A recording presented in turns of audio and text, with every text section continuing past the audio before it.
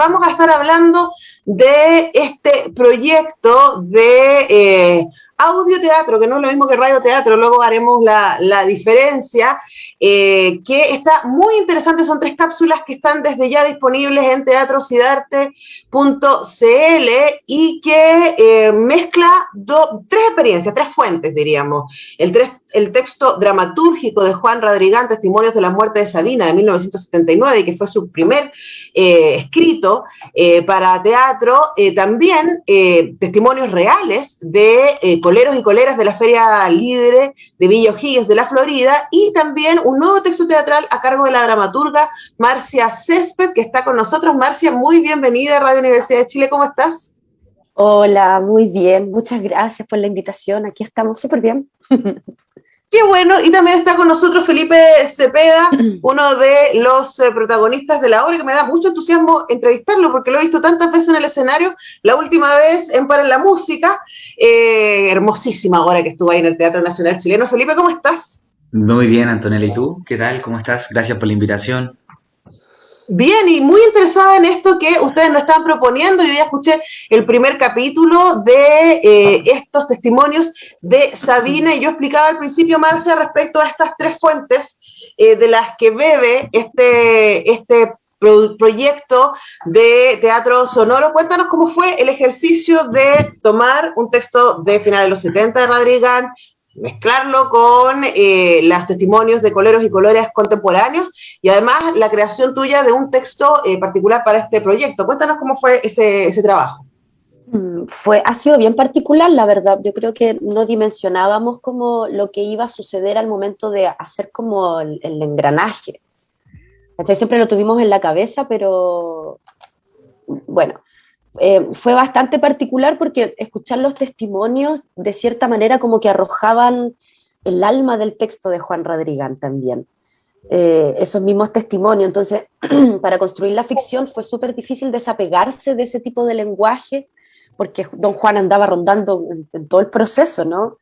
Andaba ahí súper rondando. Entonces quisimos ser muy fiel y muy respetuosos también de los testimonios para poder meterlos en la ficción, y también al momento de entretejer los mismos testimonios con las otras 2 partes.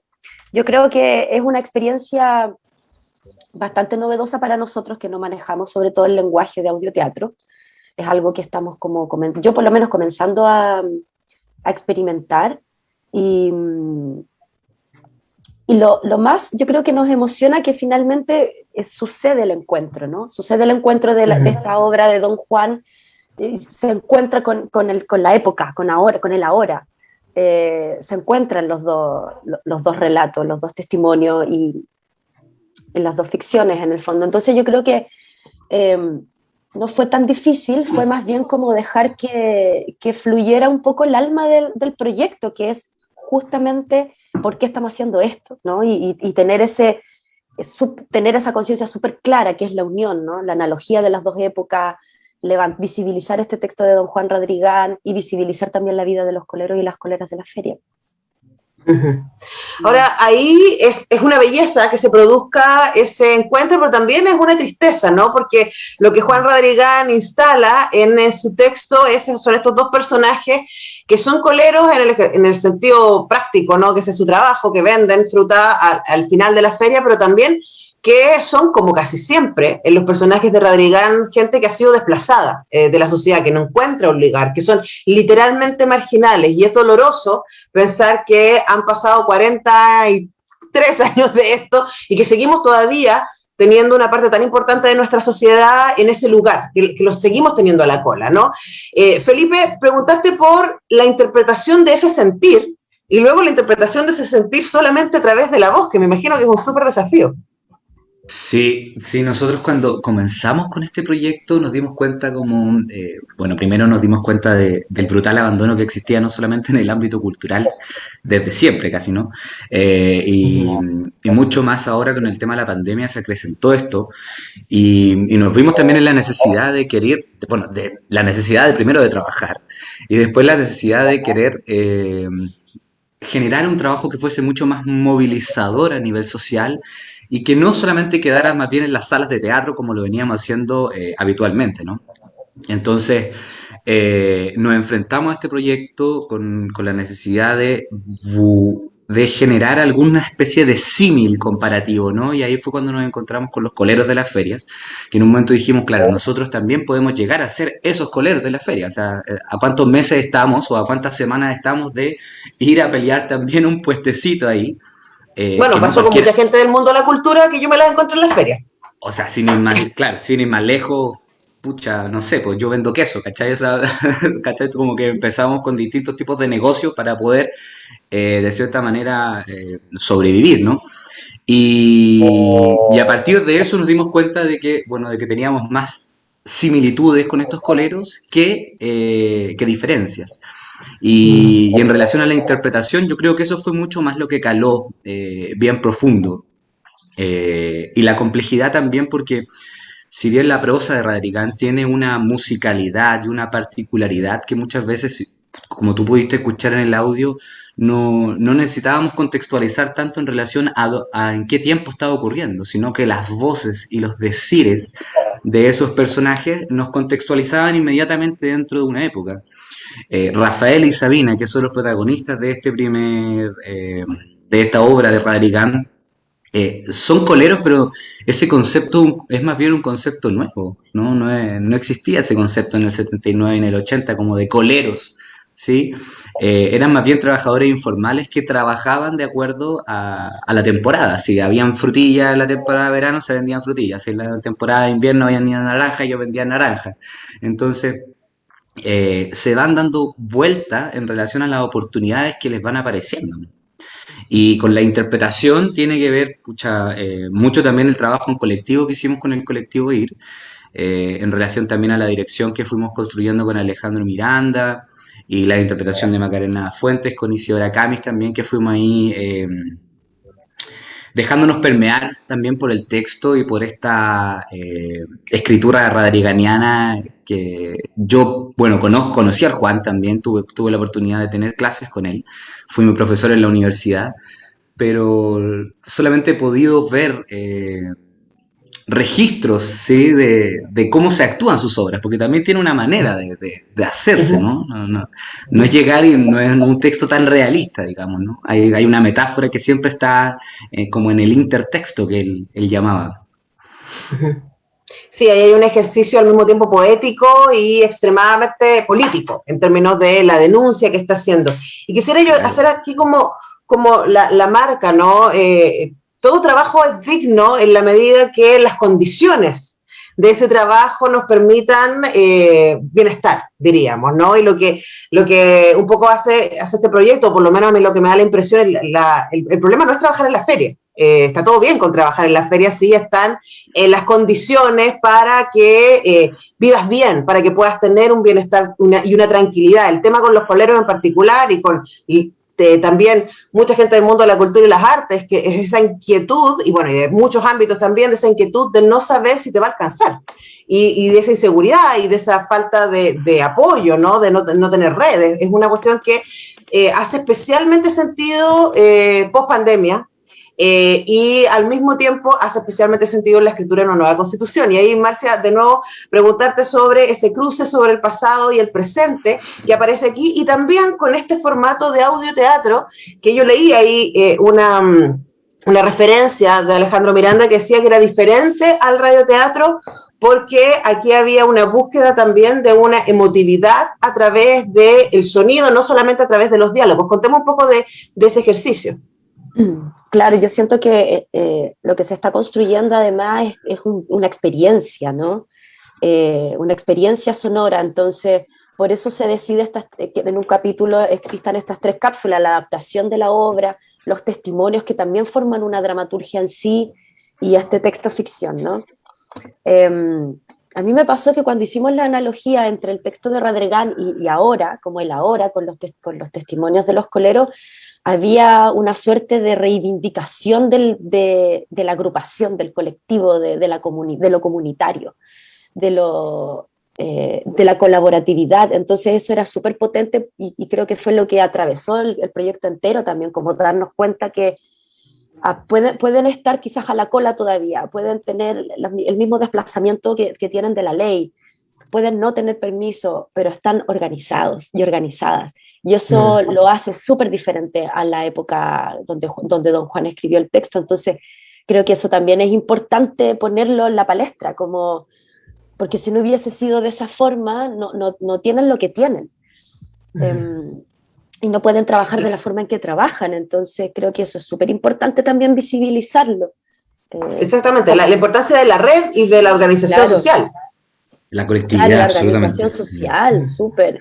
Entonces, esta es una experiencia, yo creo que la diferencia con el radioteatro, que uno se sumerge en un texto teatral y todo, acá también es una experiencia que expande, ¿no? Entonces, creo que desde ese lugar, sonoramente, el Ale está construyendo un mar de emociones.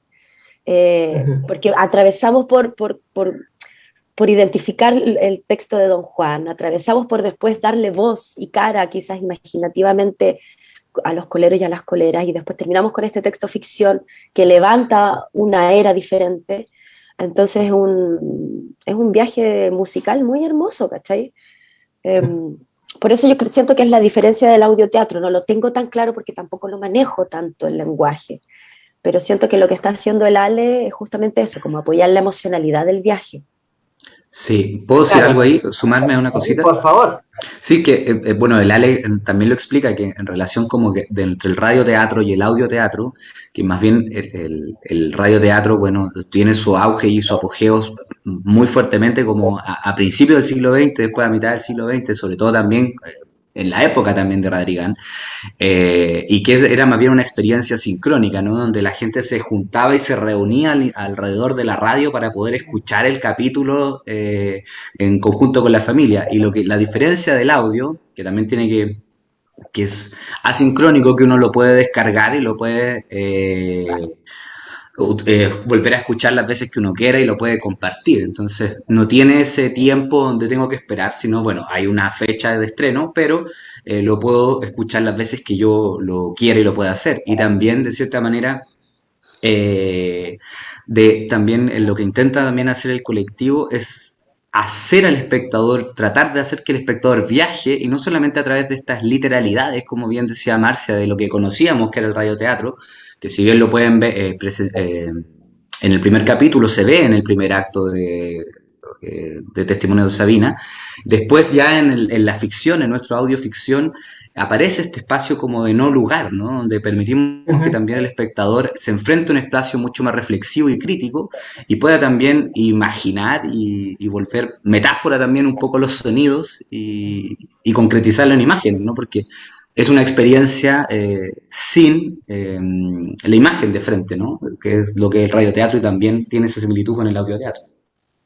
Claro, yo estaba leyendo una cuña de Alejandro Miranda que decía que el audioteatro concentra su atención no solo en la representación descriptiva y literal del texto dramático, sino que indaga además en las profundas posibilidades psicoacústicas del audio, para configurar un relato sonoro que comunica información sensible a través de un canal alterno. Y a mí no deja de llamarme la atención que en este mundo tan visual, en donde estamos constantemente llenos de imágenes, bombardeados por imágenes, esté un boom de los podcasts, un boom del radioteatro, y hemos hecho un montón de entrevistas en ese sentido últimamente, porque parece que ahí hay una búsqueda. Y para cerrar aquí, me encantaría que los dos me preguntaran qué les gustaría que pasara, qué esperan de parte de los auditores y auditoras de esta propuesta Testimonios de Sabina a la cola de la feria. Marcia.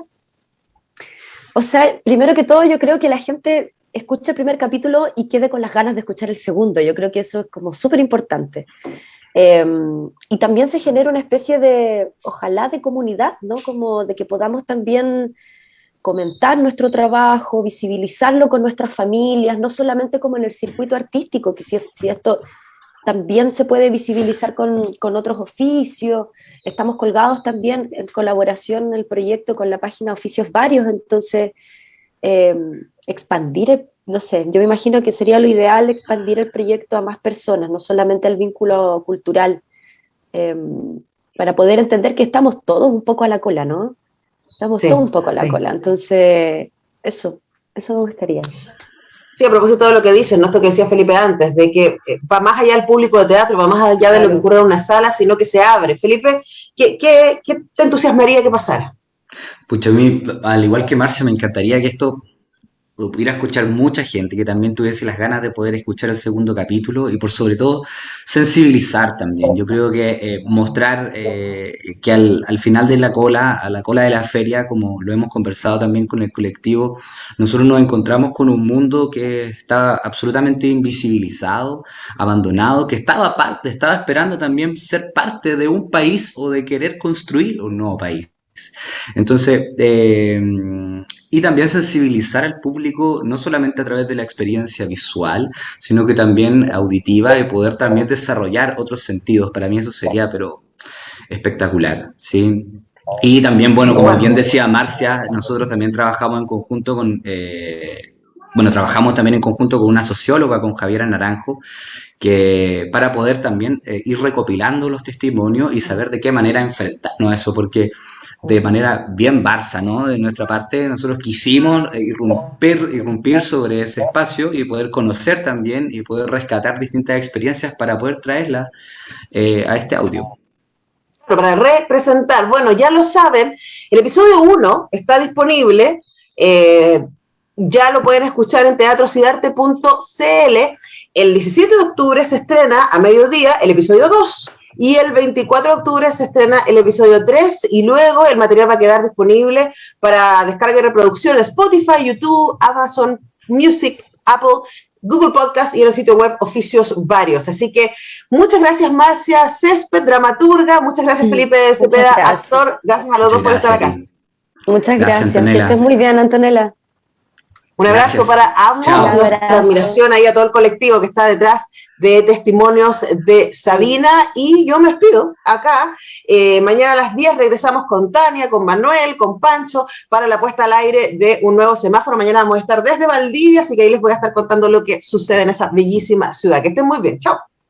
Chao, gracias. Chao.